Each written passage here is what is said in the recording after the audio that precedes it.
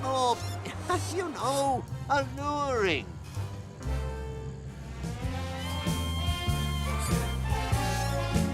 Oh, very cheeky.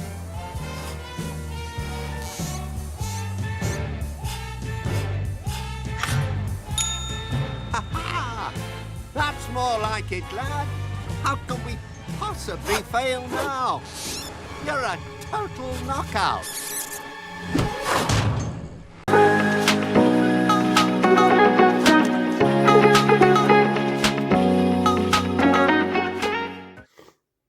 Hey, howdy, hey, inventors and silent dogs. Wolfman47 here. So, I've still got a little bit of a cold, but I feel able now to sort of speak for long periods of time again. So yeah, I'm having to do this today. But if I feel like my voice is about to give up, I might give myself some breaks as I talk about the Wallace and Gromit stuff. So yeah, let's do it.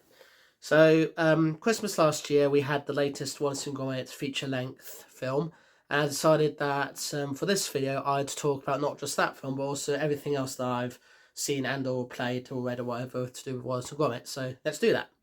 So to begin with, it's best to talk about a little bit about the history, because a lot of you will be familiar with Wallace and Gromit. Those of you that have been brought up in the sort of late 80s, early 90s, will know a great deal about Wallace and Gromit. It's one of the few franchises that I certainly grew up with. One of my friends often thinks that it's a TV series, but I'm like, no, it's not. It's like a collection of one-off short films that come out every so often, or feature-length films in the case of their later entries. But it has had a series featuring cracking contraptions. It's had a spin-off series with Shaun the Sheep, which itself has had 2 films as well, and lots of other things as well.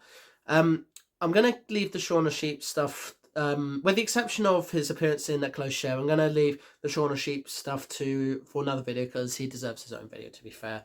So yeah, let's talk about Wallace and Gromit. So kicking things off, let's go right from the start with A Grand Day Out. So this short is probably the only time you'll see Wallace and Gromit in a different way, by which you don't actually see them in a sort of more iconic appearances, because from A Wrong Trousers onwards, they have those appearances where Wallace's mouth is wider. Gromit looks more like, well, the Gromit we know and love. Whereas for this one, it's just they just created a dog and a man, and just went with that. Bearing in mind this is one of their earlier shorts, so you have to bear that in mind. Anyway, so Wallace and Gromit are contemplating the idea of going on holiday. Wallace being Wallace, he wants to go on a holiday which has cheese, and so they contemplate, look at brochures and everything, and then eventually come to the conclusion that the moon is made of cheese, because that's apparently what it's made from. I think this was come from some kind of folklore from years ago. Or maybe it's just a theory people have. But anyway, so they decide to create a rocket. The rocket has all sorts of things. It's painted orange, has all sorts of things inside and everything. And then they go into space, land on the moon, and have a picnic. Now, obviously, everybody that sees this short will immediately assume that there's some inconsistencies with the whole thing about gravity, because let's be honest, when you go to the moon, gravity's not exactly there. You're kind of jumping and floating and everything. But in the case of Wallace and Gromit, I think you can kind of get away with them just being there, and then there's gravity, because it's animation, so it's all right. So they have crackers and cheese and all that. There is this sort of coin machine around that that you could say is a villain, but not really a villain. It's more of a thing that doesn't like people on the planet, but is more wanting to do something that keeps him happy, because he's just on the planet and is just really bored or something. So yeah, a grand tour is not a grand tour. A Grand Day Out. Grand Tour is something completely unrelated. It's not my favourite of the Wallace and Gromit shorts, but I will admit it is the short that got them going. It's also not the first one I saw. The first one I saw was The Wrong Trousers. I saw A Grand Day Out soon after that. But for what it's enjoyable. It's okay. It's not too action packed. It does have a few good moments, but it's otherwise very much focused on Wallace and Gromit and the stuff they get on with. It's not all that comedic either. There is a little bit of comedy in there, but yeah, there's not really much to it. Um, but it did start the franchise off. So I'm gonna give this one 4 stars to begin with. So yeah. So on to The Wrong Trousers. Everybody knows this one. It's their most iconic of the shorts that they've done, and it's also the first one where they appear in the appearances that they would go on to continue using for many years to come, with Wallace having his big wide mouth and Gromit just being more like Gromit. So in this one, Wallace decides that for Gromit's birthday he would invent the techno trousers. These are These are basically robotic legs that move back and forth with controls on the front, and the idea would be that it would basically walk Gromit while Wallace is dealing with other things.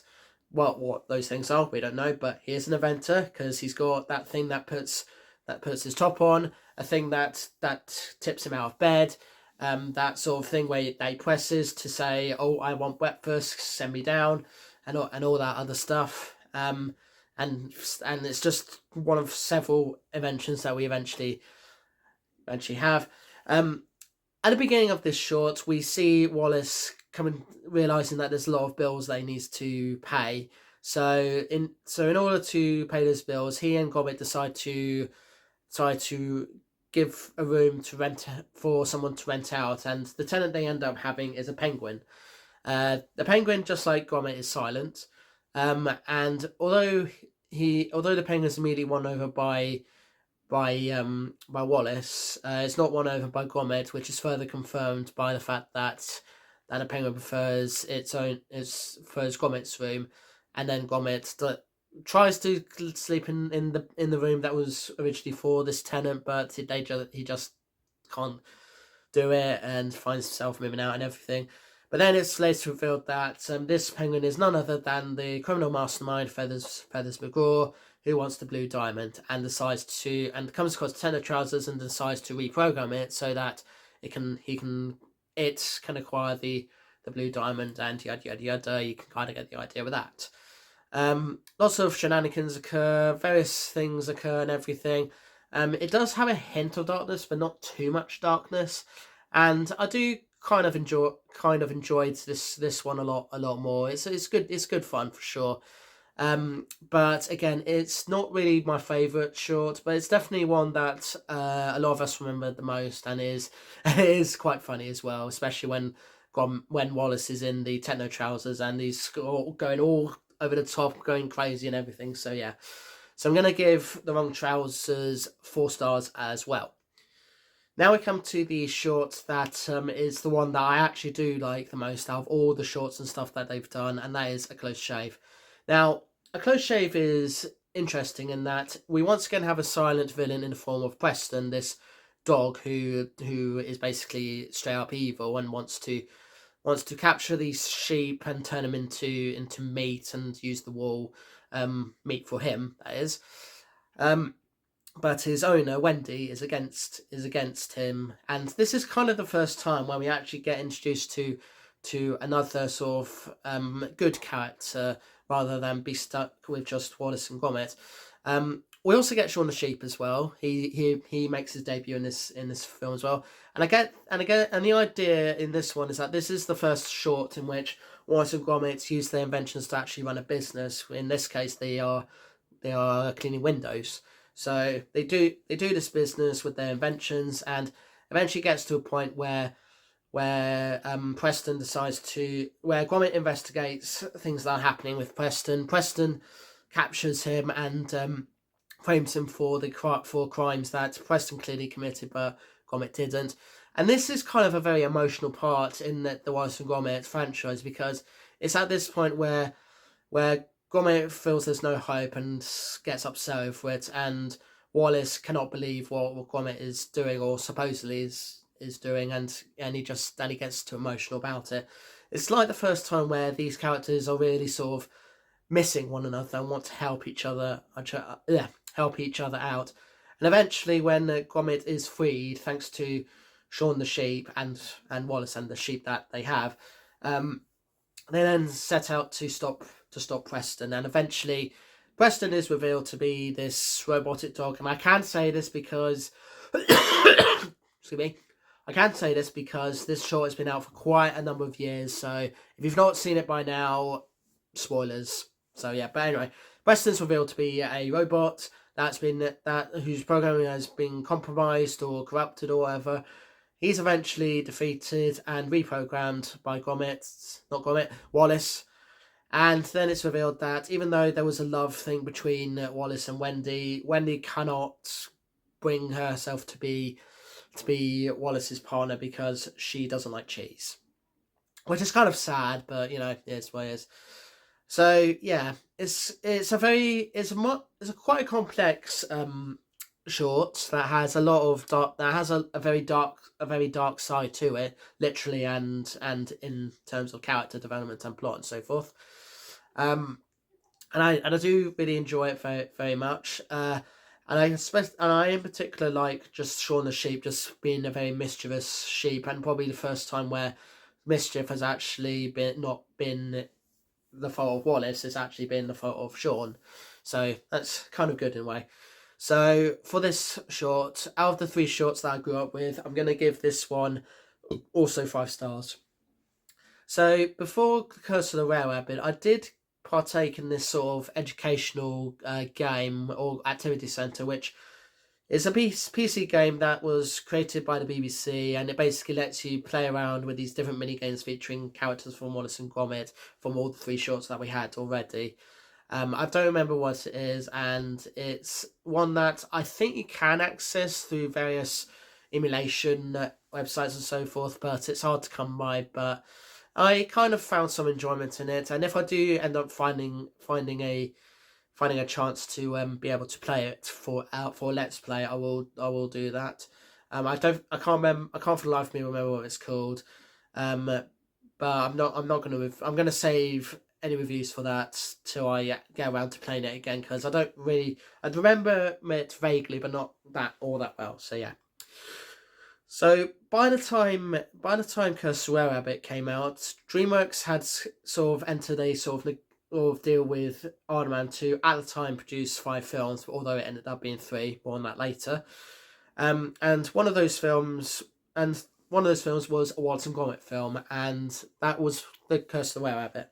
So this being the first feature-length Wallace and Gromit film, they went all out with this. They had a lot of new interesting characters introduced, and also a big plot. The plot being about this were-rabbit, and I think the idea of this one is that excuse me, is that Wallace and Gromit once again have a business running. This time they're trying to take down pests that are trying to interfere with the upcoming vegetable competition, and all their villagers have lots of different security systems in place so that their vegetables isn't eaten or whatever by various critters.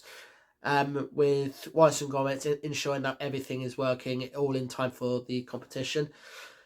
They end up meeting Lady Tottington, voiced by Helena Bonham Carter, who is very much all for them helping with the vegetable competition at large.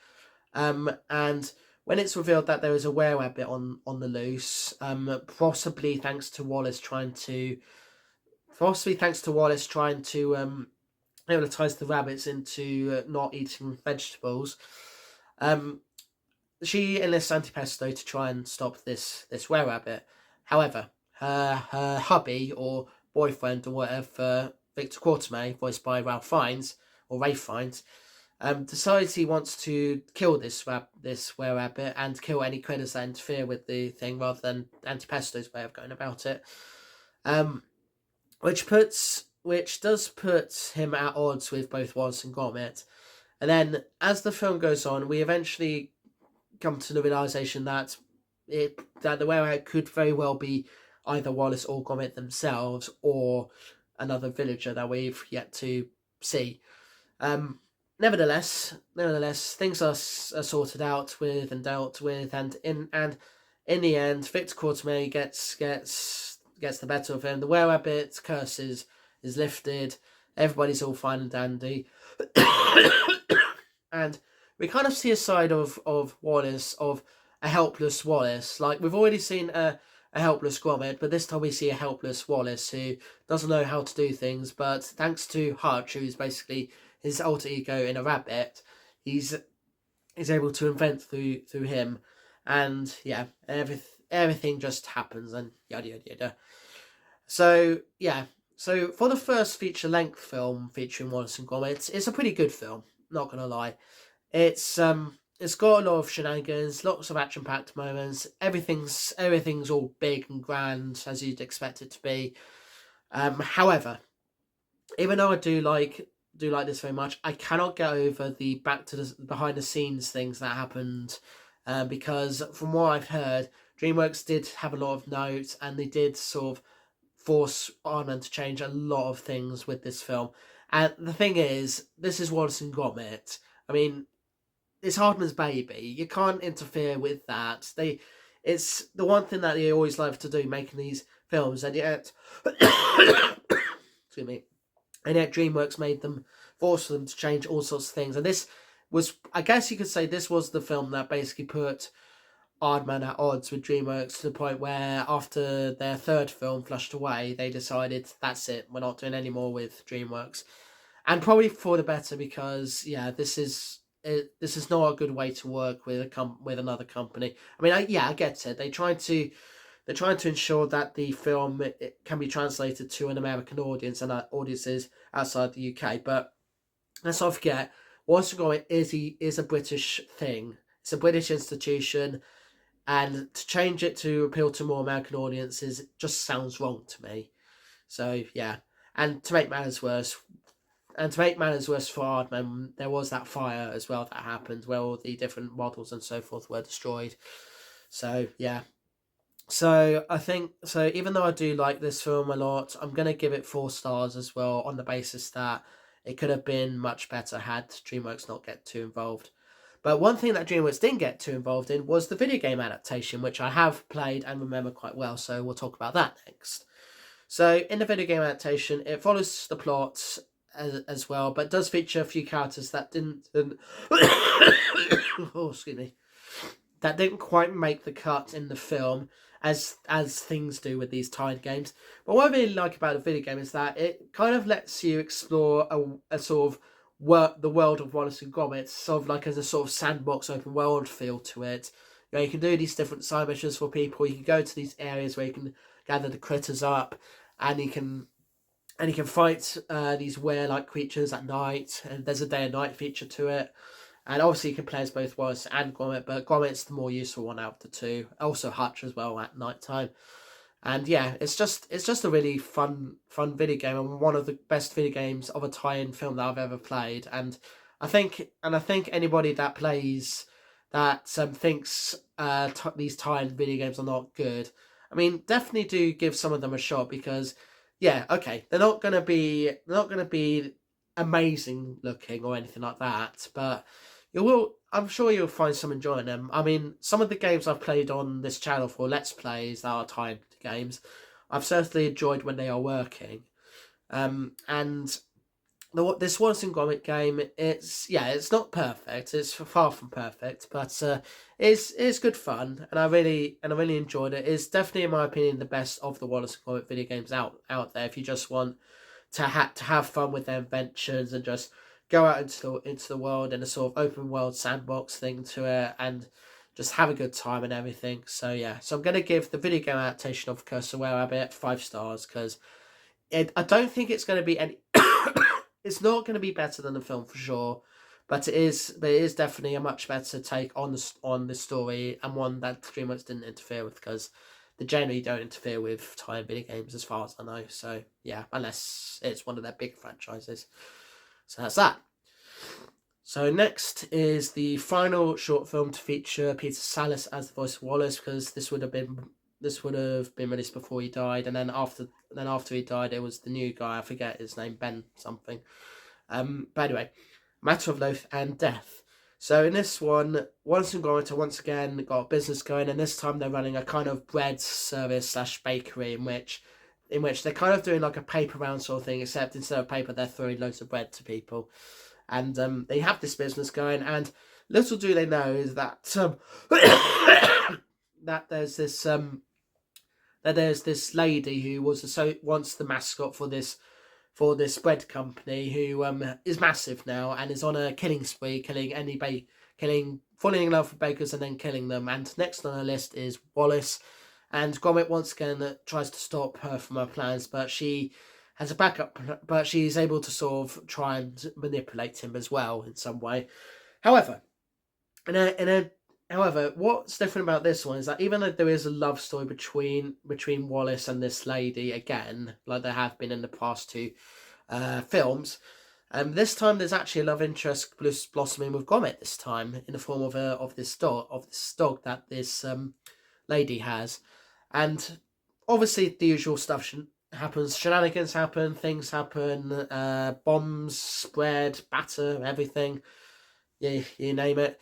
It's out of the short films. This one is definitely not as dark as you might think it is. Yeah, it does have the dark element of there being a murderer on the loose, but it's definitely not that dark. It's actually kind of more comedic and more appealing to families this time round. So yeah, but it's still pretty good from from what I've seen of it.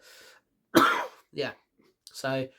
Yeah, and it's also, and out of the short films, this is the first time I actually saw one of the short films live on TV, actually, and on its debut, because the others that came before it, I didn't properly see them live on TV.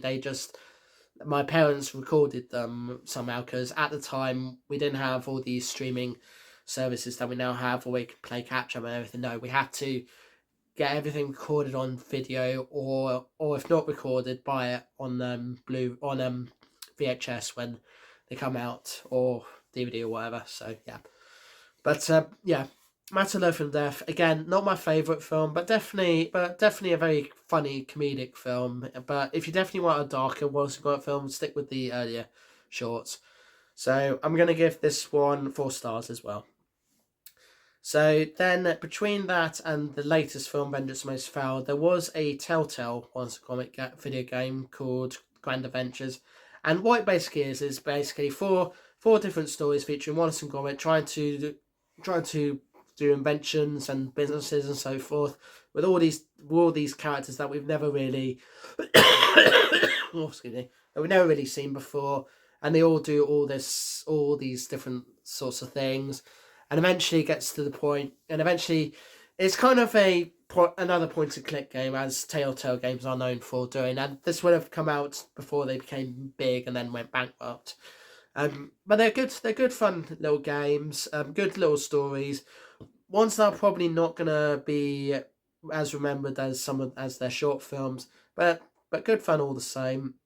So I'm gonna give, but I feel the gameplay could have been. It's not quite Cursor Abbott standard and whatever Project Zoo was. I've never played Project Zoo, so yeah. So I'm gonna give this one 3 stars on the basis that it's probably not gonna be as fun as the other game was. So yeah. Right, now we come to the last feature length film of the series. But before we talk about that one, let's talk about Cracking Contraptions, because I realised we've forgot to talk about that. So this is kind of the closest we're going to get to a TV series of Wallace and Gromit. Basically, it's just a collection of short films where Wallace is showing off his inventions to Gromit and just trying to sort of advertise and sell them. It's kind of like he's trying to pitch these ideas to Dragons and Dragons Den or to Lord Sugar or whoever won The Apprentice, in these little short films, and they are quite entertaining and fun in a way. I kind of prefer the bigger adventures, but I do like that Wallace is one person that does have a lot of ideas. So yeah, so I'm gonna give Cracking Contraptions 4 stars for just how entertaining it can be. Okay, now we come to Vengeance Most Foul. Now, Vengeance Most Foul is a sequel. It's the first time a Wallace and Gromit short film has had a sequel, or anything with Wallace and Gromit has had a sequel, because previously, even though people could assume that every short film is a sequel to the film that came before it, this is actually the first time where it's kind of feels like an actual proper sequel, because obviously the Wrong Trousers feature Feathers McGraw, and this film features Feathers McGraw with the same basic plan of trying to capture the Blue Diamond. Only this time, it's a much bigger adventure because there's now all these different things that have happened since between each short film, which is which this film is doing some references and so forth too. So the policeman played by Peter Kay returns in this film. He first appeared in Close to Where Rabbit. There's a grand day out moment in which Feathers McGraw has to decide what's made of cheese, and that appears.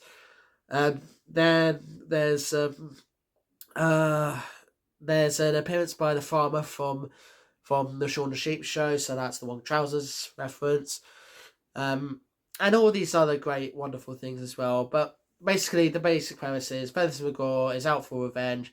He discovers that Wallace has created this smart gnome to make life easier for Gromit. Although Gromit is convinced by the smart gnome that Wallace is too mad on adventures and heavily relies on them. So Feathers McGraw does this thing. People think Wallace is a criminal, and all this other stuff happen, and then eventually there's this big grand battle between the pair, and with Wallace and Gromit trying to capture Feathers McGraw again. Only this time it's not on small trains; it's on boats this time. And slow moving boats as well at that. Excuse me. And yeah, it's pretty good fun. And for the first Wallace and Gromit feature film we've had in a very long time, it's actually very good. It pays wholehearted tribute to all the things that have happened for Wallace and Gromit since its beginning. And it's really nice to see a film featuring the new voice of Wallace, even though you can't really tell the difference, because the guy that does the voice now mimics Peter Sallis's voice very well. Kind of like how the guy that Jenny Tartakovsky got for Aku in the final season of Samurai Jack is able to mimic Mako very well. So yeah. So Vengeance Most Foul, really good, and I'm kind of glad that Netflix decided to just leave Aardman to it. Only had a handful of notes, which is great, because DreamWorks just interfered way too much with Curse Aware it, and Netflix were like, "Yep, fine, we'll just leave you to it. We'll let the BBC have it in the UK, and we'll have it elsewhere." So yeah, really good, really great stuff. I guess I don't really have any issues with this new one, and I'm looking forward to seeing more from Wallace and Gromit. But the chances of us getting more are at the moment uncertain, because of what happened with the factory that had those claymation that Aardman's main supplier for claymation stuff. So yeah. But anyway, I'm gonna give Vengeance Most Foul 5 stars because it's really good. I still think A Close Shave is still my favourite, but it's still a very good show. A very good film that definitely shows that Wallace and Gromit is still with its charm, and it's not done yet, and it can still has life in it yet. So yeah. And that's it for Wallace and Gromit stuff. There's other stuff I could talk about them as well, but I've not played Project Zoo, and I've not read all the books, and I did have at one point some merchandise with Wallace and Gromit, like a pen topper at one point. I obviously got the Gromit Funko Pop, which I showed off in my last whole video. And all this other stuff. So yeah, and I think they are still very much an iconic duo, and one that people will love for a very long time. And I look forward to the next thing Aardman does with them. So yeah, because after the Chicken Run film that we had, however many years it was, I kind of lost faith in Aardman, but the faith has been brought back thanks to Wallace and Gromit's new film. But I don't know if they'll continue on. It depends on who this new supplier is for their clay. So yeah, but hopefully they will. So yeah, So that's what I think about Wallace and Gromit. Obviously, leave your thoughts in the comments about what you think about each of the films, what you like, what you don't like. Love to hear about it. But otherwise, thank you so much for watching. Please subscribe if you'd like to see more of my videos. I upload videos at various times daily in the BST/GMT time zone. So I do review vlogs like this, as well as sort of life vlogs and pop culture. Talk about things that interest me in pop culture, and do hauls as well. I'm also a gamer. I do gameplay videos where it's just straight gameplay, nothing else. Let's play videos as well. I also do shorts celebrating anniversaries and birthdays or things for people that I like, and also just occasional polls and other things as well. So that's what I do. If you like the video, hit the like button. If you want to share with your pals, do so. If you want to leave a comment, do so. If you want to be notified when I release a new video, remember to hit the bell if you subscribe. See you in the next one. Peace to you all, and remember to not, if you are an inventor, don't rely too much on your inventions to help you get by, because if you rely too much on your inventions, you're not going to get very far in life. And also be nice to your canine friends, be nice to the people that you're around, and if you do have business propositions, make sure you always have a backup plan for that. And my voice is about to go out, so I'm going to end it now. So see you in the next one, and toodles, and go easy on the Wednesday, Dale, and cheese. Right, bye. Oh, thanks, Chuck.